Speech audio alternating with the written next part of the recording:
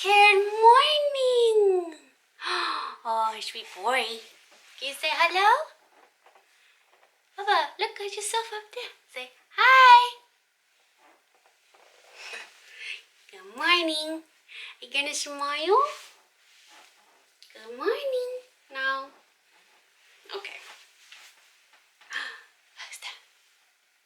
Who's that? No? Okay. We tried. Good morning guys and welcome back to my channel. If this is your first time coming across one of my videos, welcome to Kinetic Tribe. I'm Olivia and this is little Felix. So I do have a new upload schedule which is Fridays at 9 AM at Australian Eastern Standard Time. Please consider subscribing and also making sure you've got the little bell notification thing selected. Oh! That way you can be notified when our new videos come out each week. But yeah, I do want to address the fact that I did not upload last Friday, and that was because I was really sick with a cold. Sore throats, congested, everything, lost my voice. Then he got it, and we're sort of at the tail end of it. So feeling a lot better, not 100%, but definitely on the mend. Yes, I'm feeling better. But I did apologize and notify you guys that I wasn't going to be uploading on Friday, and I did that over on Twitter and over on Instagram as well. I was posting throughout the week cute videos and a few pictures of us, lots of cuddles because we were both okay. So today's video is about Felix's first 3 months of his life. Now obviously he's a lot bigger than 12 weeks old. He is actually 4 months, at the end of being 4 months old. And I really wanted to get this video out as quick as possible because you're so sweet. It's almost nap time, so he's getting a little bit restless. Yes, oh, right on cue. Ooh, should I put you down for a nap? Do you want this one? Want this one? Okay. So cute. So Felix is definitely a very happy baby, and it's been so fun to see his little personality develop over the first 12 weeks of his life. Oh, hello. He definitely coos a ton, and particularly in the mornings, it's like he finds his little voice and he's just got so much to tell you. Don't you? You got so much to say in the mornings. Yeah. So Felix loves to be sung to. Nursery rhymes are his jam, particularly Patty Cake, loves it. He also loves a good bath, lots of stories and cuddles. He's definitely a cuddle fiend. Yeah, we're getting sleep. He does have a pet hate, and his pet hate is the car seat. He hates being in the car, and I think it sort of started when he got very aware of his surroundings, when he could start to see much further than they can as a newborn. So what we have to do is I'll sit in the back with him and Dad will drive around. It is quite limiting as well because he really hates it. Like, it's proper screaming, not crying. It's to like screaming to the point where he's choking and like grasping for air. And so many times when I've actually been on my own, I've had to stop the car, pull over, jump in the back seat just to make sure that, hey, he's still alive. And it's the scariest thing. I honestly hate it. Yeah. So in general, I've taken a very baby-led approach to this whole new motherhood thing, and in particular to his feeding and his sleeping. Yes, my feeding and my sleeping. So Felix is exclusively breastfed, and I wouldn't say we've had any troubles in that department, and it is something I've really enjoyed doing. I do plan to feed him or breastfeed yes, for the first 12 months, definitely.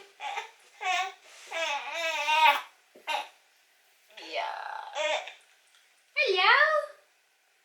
Hello, little boy. Hello. Wibbly wobbly. Wibbly wobbly. Wibbly wobbly. You look so tired. You want a sleepies? But I want you in my video. I want you in my video. So you found yourself.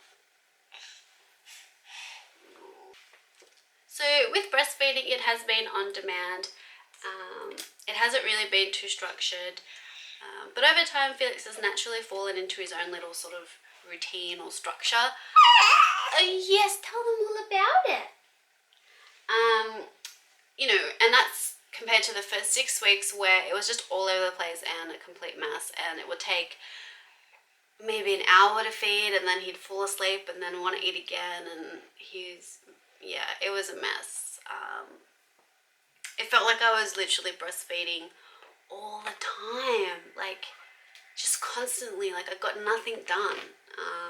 I still feel like that, but it's definitely improved. So a lot of my friends and mothers in the mothers group have actually followed, more of a feed and sleep routine or sleep training program. But that's not really something that either myself or Felix have been very comfortable with. Admittedly, we've tried it, but not very consistently, and I just give up because I'm so tired. And he doesn't really self-settle, and I guess that's the point of sleep training and stuff, which will probably be something that I do look at doing in the future when we're both more comfortable.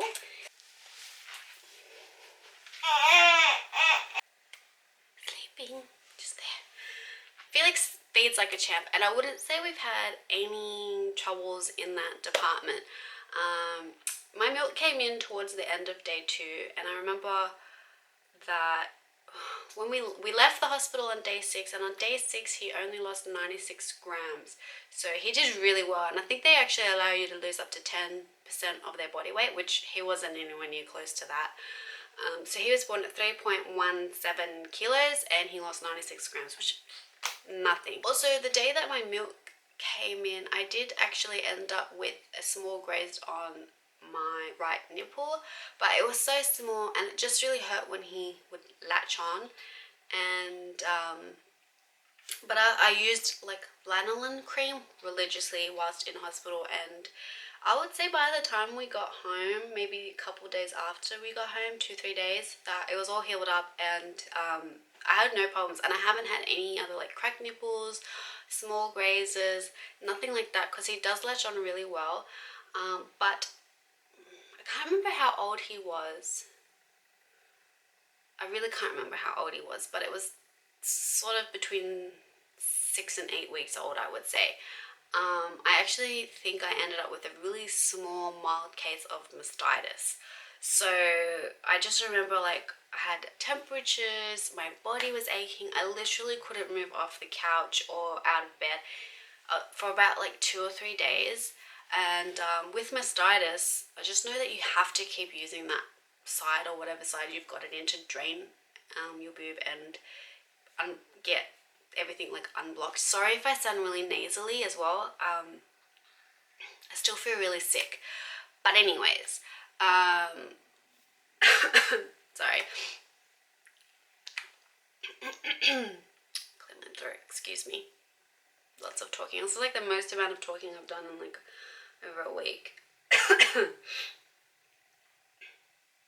Anyways,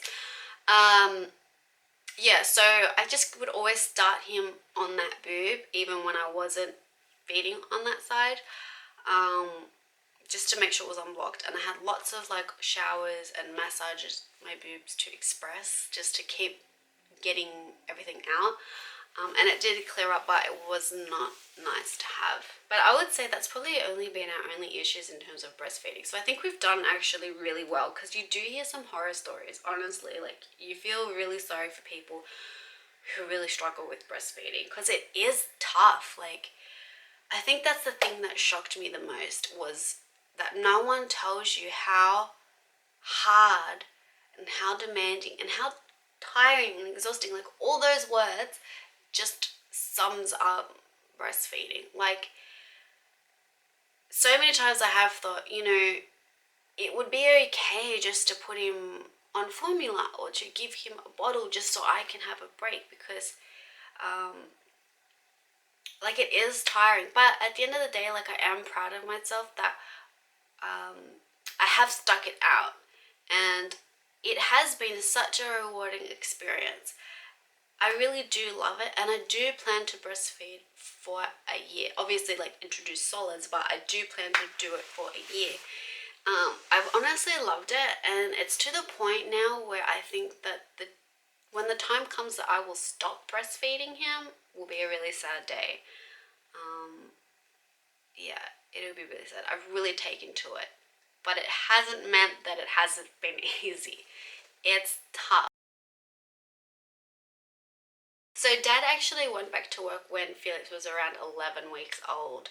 And our plan was, let's get a pump and express. I had never expressed milk up until maybe like 9 weeks or something. And looking back, I kind of think I did that a lot sooner so I could build up a stash, and but whatever, you live and learn next time. Anyways, so we did buy a pump, and the plan was to express and make Dad do his like nighttime feed when Dad gets home from work, so that we could so it was like a time for Dad and baby just to do some bonding and have just their own time. Like I wouldn't be involved at all, because Dad would be at work and would miss being there. And when he had been around for like those first 11 weeks of his life, to go back to work, like honestly, like I couldn't imagine it. I don't know how people do it who have to go back to work really soon after having a baby. I don't think I could have coped, and I think it would be too tough. But Dad did really well. Anyways, I'm always going off at fucking tangents. Anyways, we failed. We failed miserably. He hates the bottle. He just will not eat. He might take like 20 mils, if that. Like honestly, he just puts it in his mouth, and even then he hates it. But it's something that I do hope that he will take eventually, because I think it's really important for him and Dad to have that little time to themselves. Oh, if you heard my tummy, it's rumbling. I'm so hungry. Also, with not taking a bottle, we've had a similar experience with the dummy or a pacifier. Now, I never gave him a bottle or a dummy, pacifier, whatever you want to call it, when he was a newborn. Like, I didn't do it. I just didn't think he needed that. But looking back, I kind of think it wouldn't have hurt to introduce it sooner, bottle or dummy. And the reason why we wanted to introduce a dummy to him was because his feeds were very, very close, and he would eat. It wasn't like he was just on there suckling and just playing with it. Like, he would be eating, and it would take him such a long time to feed, and I just was, if he wasn't on the boob, he was asleep on top of me. And it was really, really difficult. So I did introduce the dummy at around 6 weeks, just to give him some comfort, because I felt like he was always on the boob for comfort and like comfort eating, and just, it was really draining. And he hated it. He just didn't take it. About 3 weeks later, I changed the type of dummy, and I had to really hold it in his mouth, and I would like cradle him in my arm, and I'd have the dummy here, and obviously it would be in his mouth. And he actually fell asleep that way. It was a lot easier to get him to sleep by having that comfort, because before he would always fall asleep on the boob.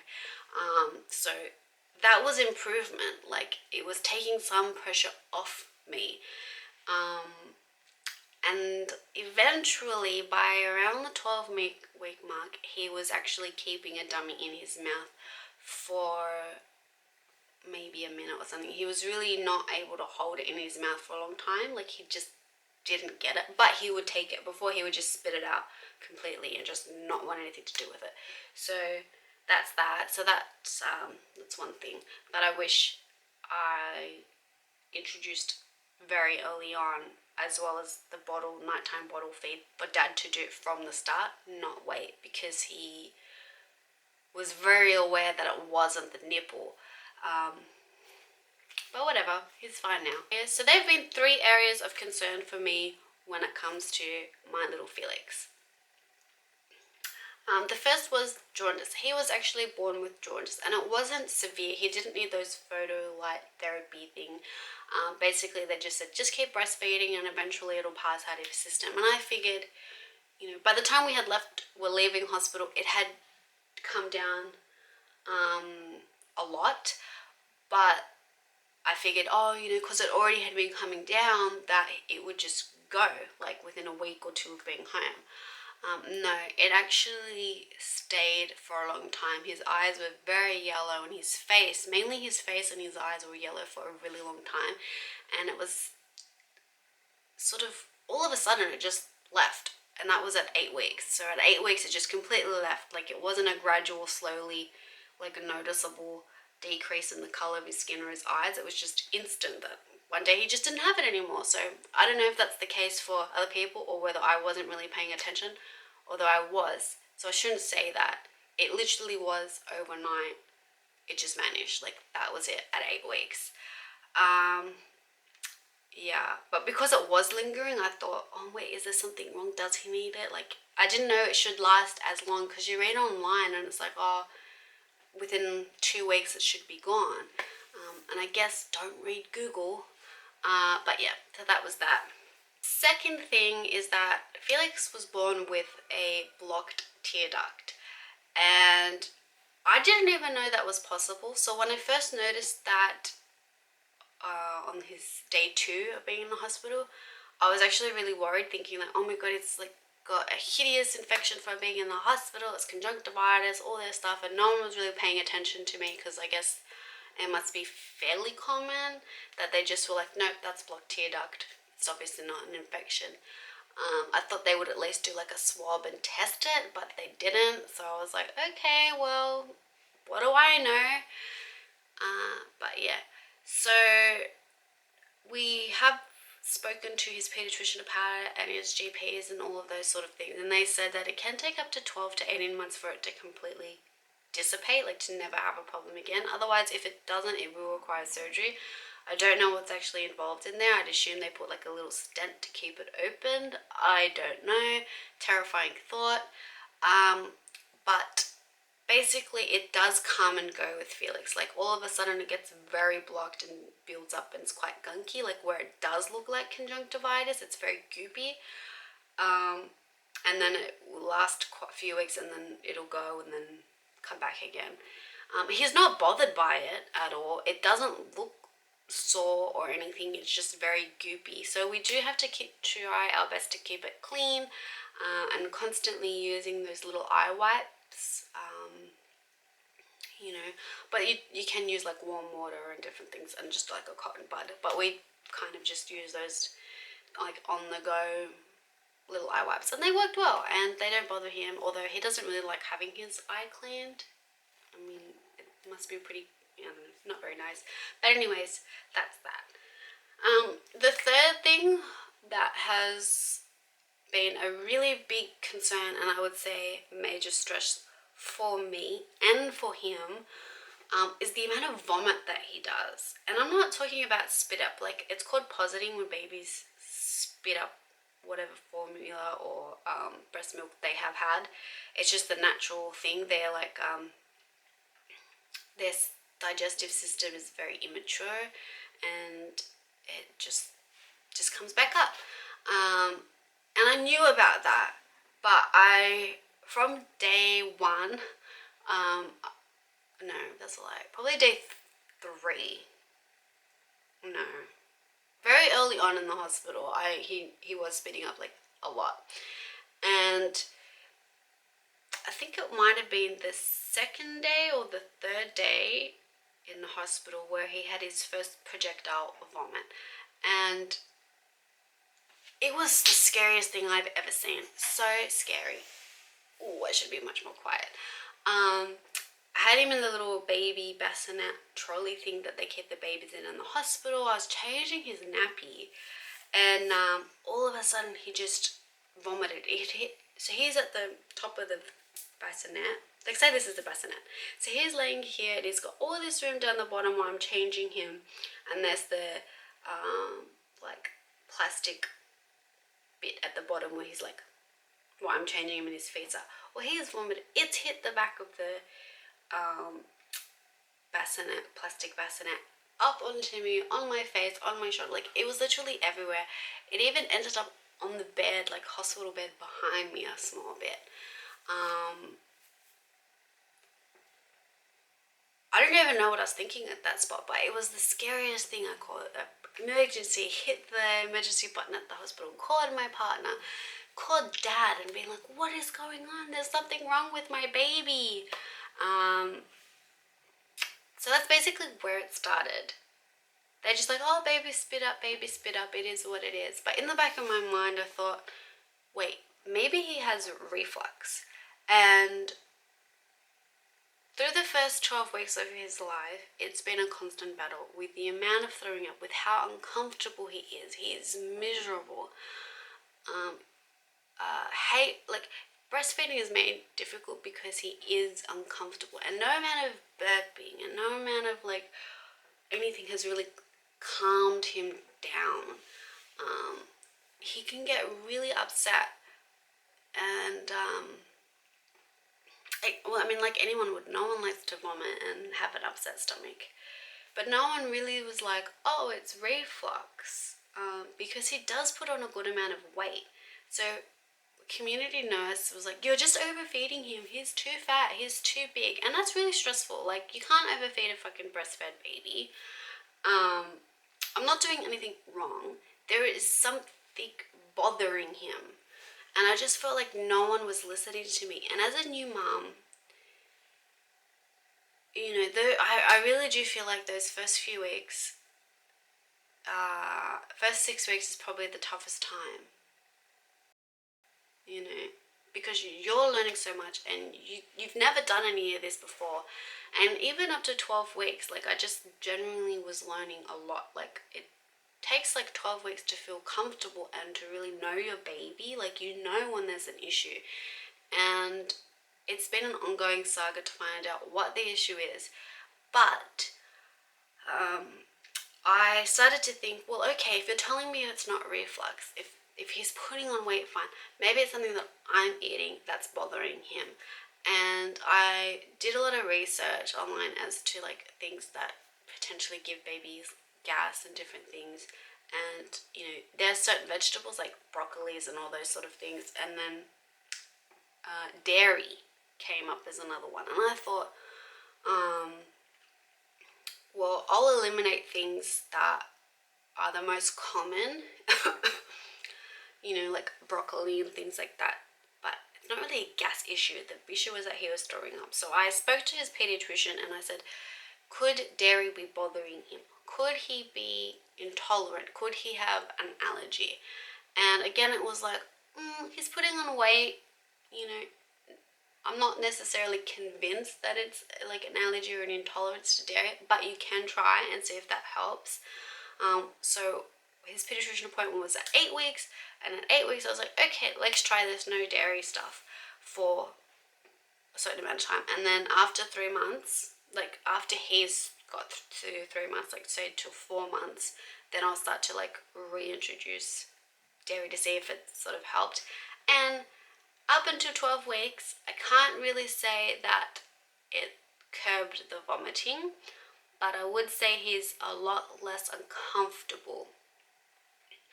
So, I don't know. And maybe the dummy helped as well. Maybe he was getting overfed. It's helped to stretch out his feeds. So his schedule basically is with taking in a dummy and stretching out his feeds, he's got himself into a little routine. So I would say, basically, as an example, let's say he wakes up at 9 o'clock. So at 9 o'clock he wakes up, he'll feed. It takes about 20 minutes for him to eat. Then he'll play. At about 10:30, so an hour and a half after waking up, he will go back to sleep. But he only sleeps for half an hour. And then he'll wake up at 11, and then that process starts again. So feed, play, sleep. So he's a lot more happier on that sort of a schedule. It was tough to get to that stage.